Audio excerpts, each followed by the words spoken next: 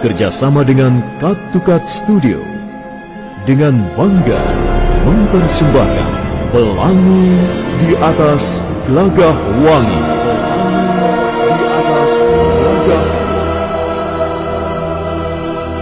Pelangi di Atas Gelagah Wangi, serial sandiwara radio dengan latar belakang sejarah runtuhnya Kerajaan Majapahit dan berdirinya Demak Bintoro, kerajaan Islam yang pertama di tanah Jawa, dengan Raden Patah sebagai rajanya yang terkenal dengan sebutan Panembahan Jimbun. Ayo prajurit Demak, kita perangi jalan kebenaran. Pelangi di Atas Gelagah Wangi, naskah karya S. Tijab, teknik dan montase Kipot, Jus, dan Indra Mahendra, dengan sutradara Haryoko.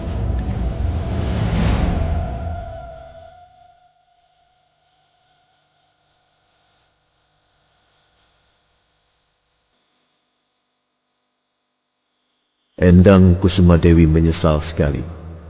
Lebih-lebih setelah melihat keadaan Empu Janardana yang terluka akibat perbuatannya. Gadis itu minta dimaafkan dengan suara terbata-bata dan air matanya sampai meleleh membasahi pipinya yang lembut halus. Dia terkejut ketika tiba-tiba Empu Janardana meraih tangan dan meremas jari jemarinya. Tubuhnya gemetaran, darahnya berdesir kencang.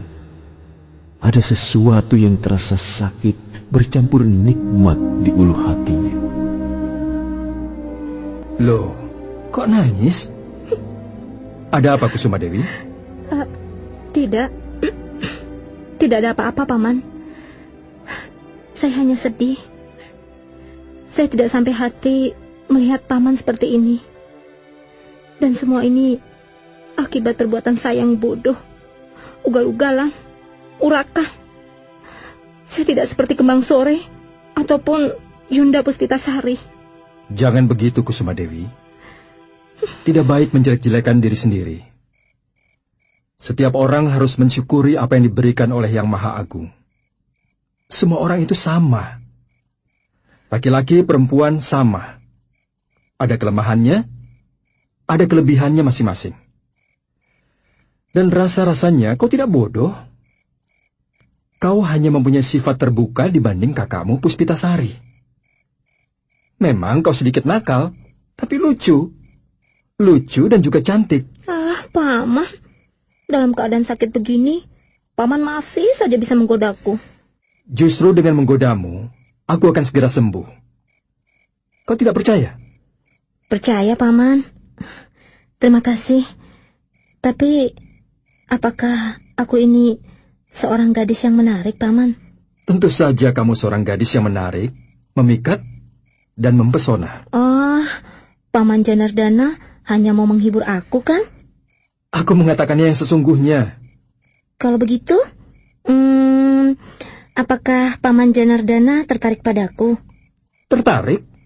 Tertarik sekali. Paman ingin mempunyai seorang istri seperti Kusumadewi? Tentu saja ingin. Tapi soal suami istri adalah soal perjodohan manusia. Lagi pula, kulihat kamu masih terlalu kecil untuk memikirkan soal-soal seperti itu. Paman, aku sudah hampir 17 tahun. Iya, itu masih terlalu kecil.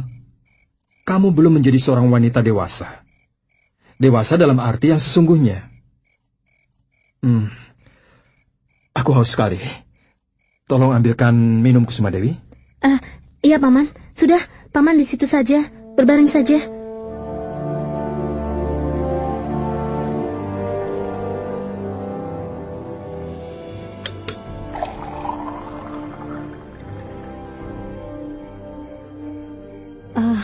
Paman, kapan Paman Janardana mempunyai istri? Entahlah. Aku tidak tahu pasti. Aku tidak bisa meramal nasibku sendiri. Sudah kukatakan itu soal perjodohan manusia. Siapa yang tidak ingin mempunyai istri? Apalagi istri yang cantik rupawan, setia, teguh hatinya, penuh rasa cinta, dan pengertian yang dalam pada suaminya.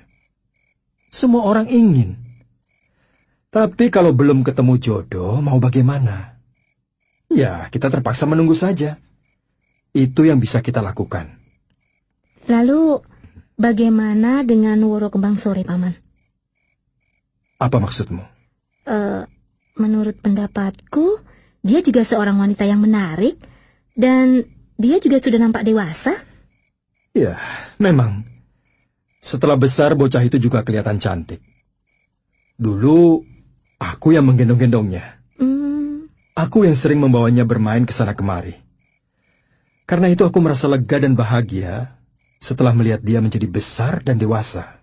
Dia juga seorang wanita yang sangat baik untuk dijadikan istri, Paman. Tentu saja. Suatu saat dia akan menemukan pasangan hidupnya. Demikian pula kau, Kusumadewi.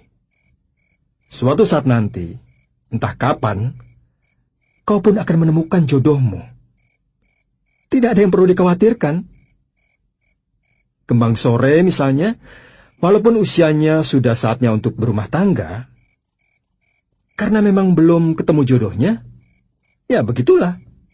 Sampai sekarang dia masih suka merengek-rengek padaku. Tapi semua itu akan cepat berlalu.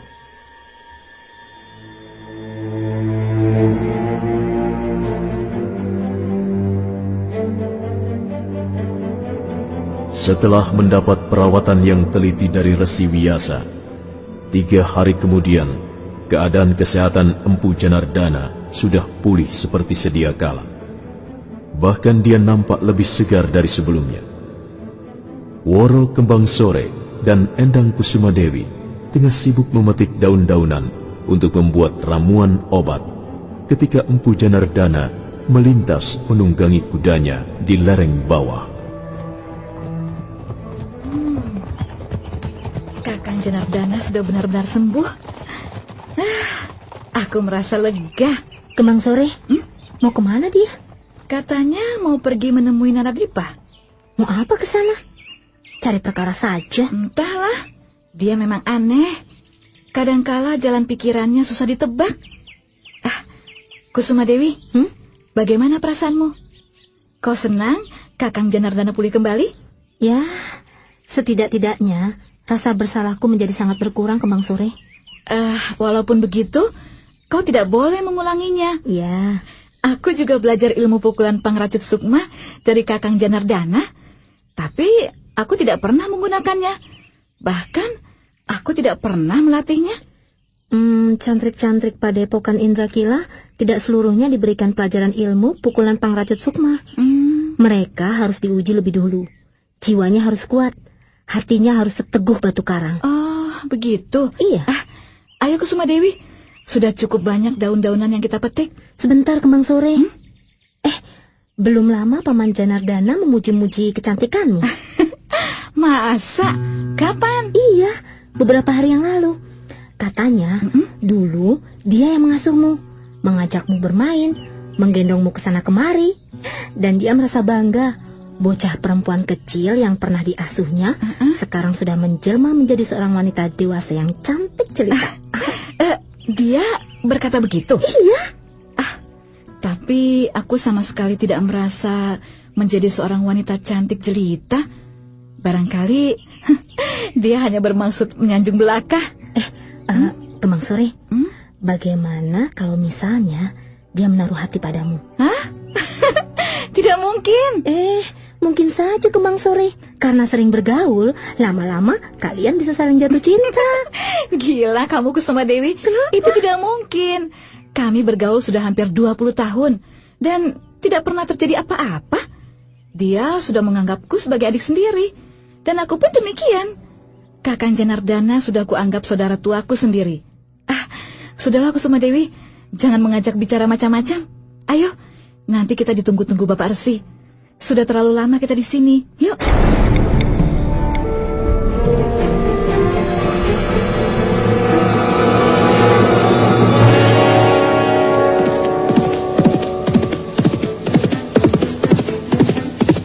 Empu Janardana mengendalikan kudanya menuruni lereng. Dia berkuda dengan hati-hati.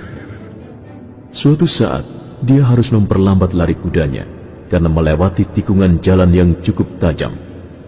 Beberapa saat kemudian, nampak pohon-pohon di pinggiran desa Silabungu menghijau di kejauhan, dan Empu Janardana mengarahkan kudanya ke sana.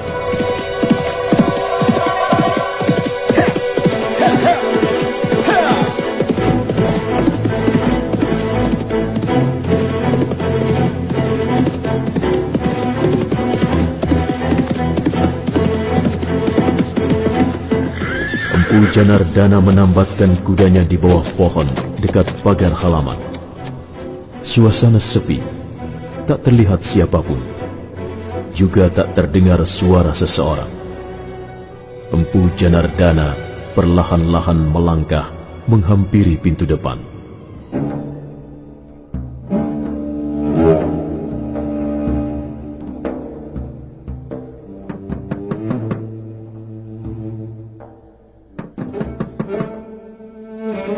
Naradipa,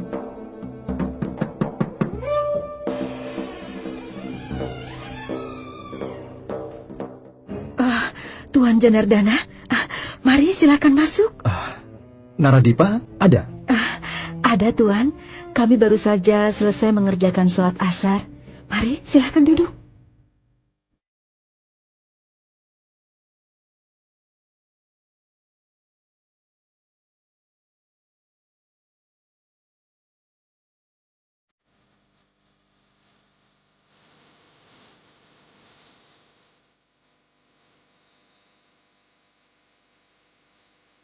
Empu Janardana mengambil tempat duduk, sementara istri Naradipa bergegas ke belakang.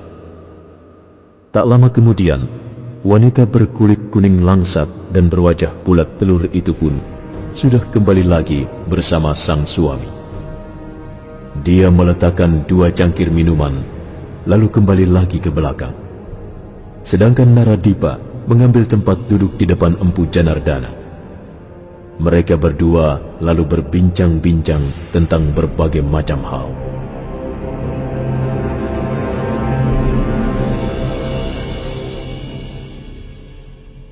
Syukurlah kalau mereka tidak mengganggu kalian lagi. Itu yang kuharapkan. Iya, kami sekeluarga juga merasa lega, Tuan Janardana. Mudah-mudahan mereka sadar seterusnya. Naradipa, Ya, sebenarnya aku ingin tahu pada siapa kamu belajar tentang Islam. Dan bagaimana asal mulanya sehingga kau memeluk agama Islam. saya belajar agama Islam dari seorang ustadz di pesisir pantai Tuban. Semula saya penganut agama Tantrayana.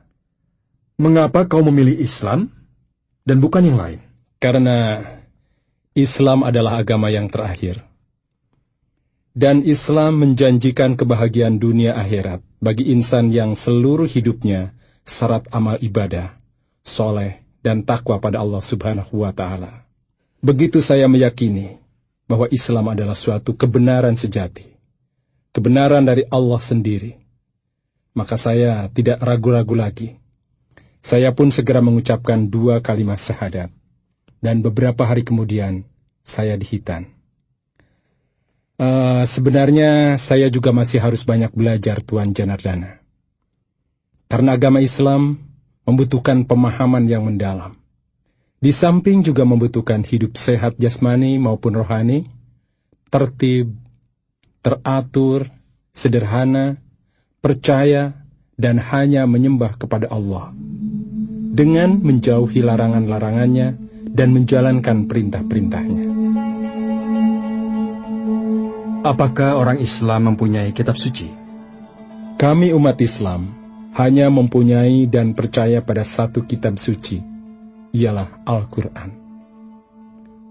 Kitab suci inilah yang harus menjadi pedoman hidup kami, menjadi pegangan kami, petunjuk kami untuk menyelesaikan persoalan-persoalan duniawi maupun akhirat. Mengapa orang Islam tidak percaya pada keberadaan para dewa berikut kekuasaan serta wewenang mereka? Tuan Janardana, kami umat Islam hanya percaya pada Allah. Allahu Akbar. Allah Maha Besar, Maha Mengetahui, Maha Pengasih, dan Maha Penyayang. Jika ada beberapa orang yang mengaku beragama Islam, tapi menyembah yang lain, memuja yang lain, maka orang-orang seperti itu tergolong orang-orang yang tersesat. Bagaimana pendapatmu mengenai takdir? Ini bukan pendapat saya pribadi, Tuan.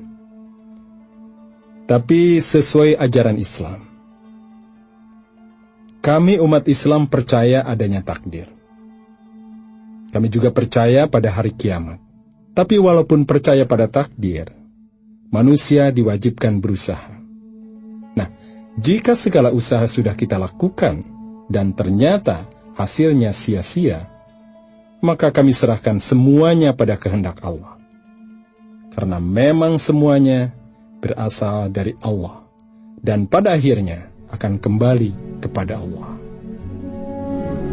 Empu Janardana tercenung sesaat setiap kali mendengar jawaban yang diberikan Naradipa atas pertanyaan-pertanyaannya. Menjelang tengah hari, Empu Janardana pamit mau kembali ke Padepokan. Naradipa mengantarkannya sampai di depan pintu pagar halaman.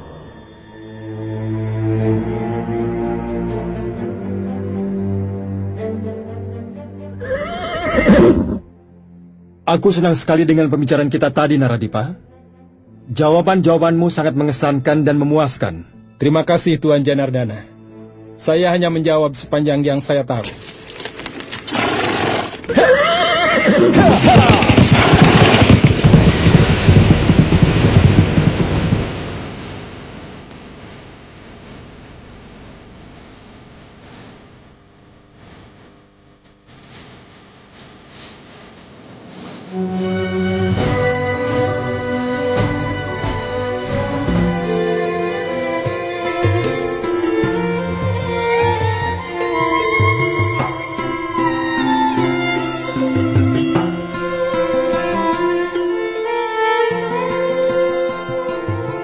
Empu Janardana kembali memacu kudanya meninggalkan desa Silabungu. Dia berusaha untuk sampai di Padepokan Indrakila sebelum matahari tenggelam. Nah, saudara pendengar, demikian tadi seri ke-12 Sandiwara Radio Pelangi di Atas Gelagah Wangi. Kali ini didukung oleh para pemain: Ferry Fadli sebagai Empu Janardana, Ai sebagai Endang Kusumadewi, Ivana Rose sebagai Woro Kembang Sore, Iwan Dahlan sebagai Naradipa, Siska sebagai istri Naradipa, dan Asdi Suhastra pembawa cerita. Bagaimana kisah selanjutnya? Apakah Empu Janardana tertarik dengan agama Islam yang dianut Naradipa? Dan apa maksudnya dia datang dan bertanya tentang Islam? Saudara pendengar, silakan mengikuti seri berikutnya. Sampai jumpa. Di antara semerbak bunga